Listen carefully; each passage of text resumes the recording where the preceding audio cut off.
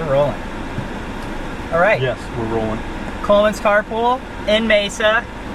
I'm Coleman. This is Dave Durden. Why are we talking so loud?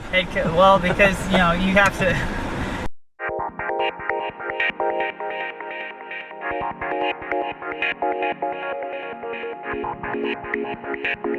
You seem pretty social at this meet. How is it coming to just one of these meets and seeing a lot of people? Yeah. You know, it's probably just catching up with a lot of people that I haven't seen as you get through the last couple months of the collegiate season. It's pretty, I don't know, it's pretty isolated with what you're doing and the meets that you're going to and the things that you're thinking about. With a smaller group here and, you know, most of them being professional swimmers, it's a little more of a relaxed environment in this meet. So that works out really well. You can get around, see different people, see different things. I've spent some good time talking with Greg just about World Championships this summer, and so that's been it's been good as well to spend some time with him. Is there something that you keep learning from every coach that you work with? Like a common theme? Yeah. I don't necessarily know if there's a common theme, but I do think the coaches that I've worked with the coaches I continue to work with are just very inquisitive about the sport and trying to find the best way to get an athlete to swim faster, race faster, train better, recover better, et cetera, and that's, I mean, just when you think athletes can't go any faster, they're going faster, and there's something to that. I'm always at a big meet finding myself thinking about the next 6 months or the next year because I'm picking up on a theme or something that another program, another athlete is doing really well that I want to incorporate into the guys back home. When did you kind of decide, was that just when you got to Cal, you were like, okay, I want to work with the shorter distance athletes, or what kind of inspired that decision? I don't necessarily know if it was, hey, I'm going to work with the sprint athletes here, et cetera. It's, I think they're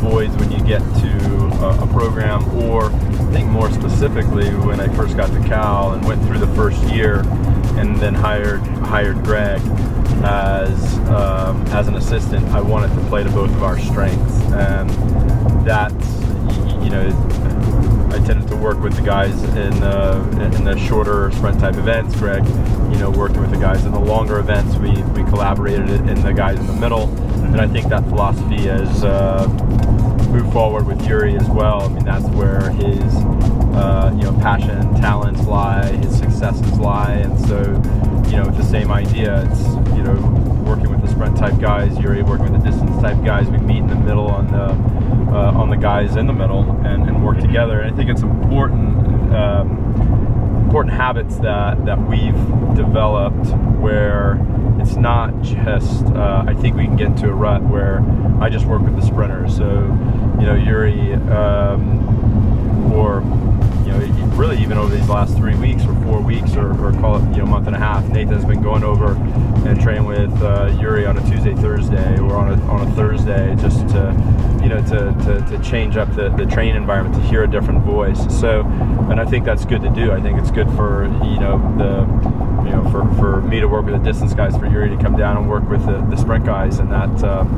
And again, they get to hear a different voice, and they get to hear a different idea or set of ideas, which I think is helpful. Do you want me to take the long way, Coleman? Because this is going to be longer. We're almost there. I'll get off at the next exit and circle back. Okay, we can just do a loop. How did your skills develop in that sprint or that shorter distance of athlete? Where did you start seeing yourself being like, okay, I think I might be more geared to work with those? When I first started coaching, I worked with Dave Salo at Irvine Nova Aquatics with the group that was heading into the 2000 Olympic trials, and with that, at that time, he had a lot of athletes that you could peg in that sprint type category, guys in the 50, 100, some younger athletes that would go up to the 200, but that was the dynamic. Breaststrokers as well. So that was the dynamic that I started and I felt comfortable with. I felt comfortable in coaching. I swam for Dave when I swim in the summer times in Irvine. So there was a comfort in the communication, the philosophy, and talking with the athletes, and that carried over into my time at Auburn. And again, I think at Auburn it was filling a void or a niche.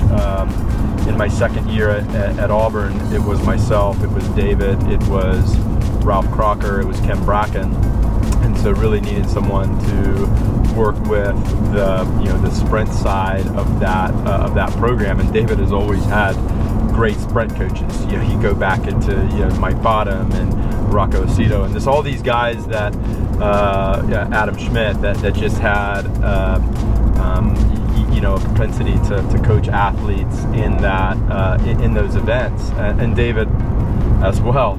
So just going into that environment, I think was there was a void there, and I was able to fill that, and kind of from there, it's just I've always felt comfortable in working with those with that type of athlete.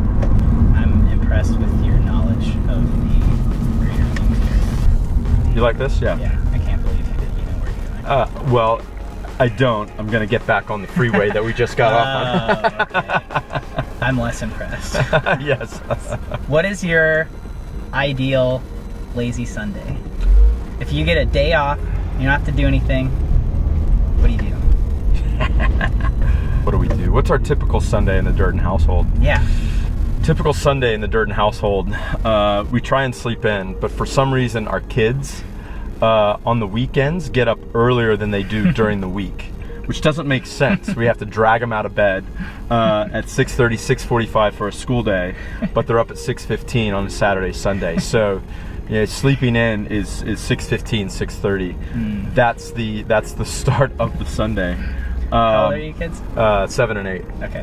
And then from there it's typically church in the morning time. It just depends on how quickly we get moving, depends on what time church service we go to. Ideally, if we have the whole day, I had been good about this in the fall, but much less so in the spring. But it's the weather's getting warmer, so I can start back into my Sunday routine of usually getting something on the smoker early in the morning and letting that sit all day, and then by the time dinner rolls around, that we're having smoked brisket or some pulled pork or some tri-tip, whatever it is that some ribs. I mean, whatever it is that I decide to smoke for the day. Yeah. In the smoker, right? Smoker. Yes. Do you have grilling attire? Do I have grilling attire? No, I don't have dad grilling attire. I don't have the apron and the necessary tools. But yeah, no, I don't have grilling attire. Is there grilling attire? I don't know. I feel like if you think of a dad grilling, there's a certain look that you're going for. Yeah, then probably I have that look. I hit that look. I am a dad. I am in my 40s, and I probably do have grilling attire that I wear. Not aware of. I thought that guy there on the skateboard was crossing the street for a second, and I thought that you and I were going to have to get out and perform first aid right there. That was my hesitation. Thank goodness. Yeah.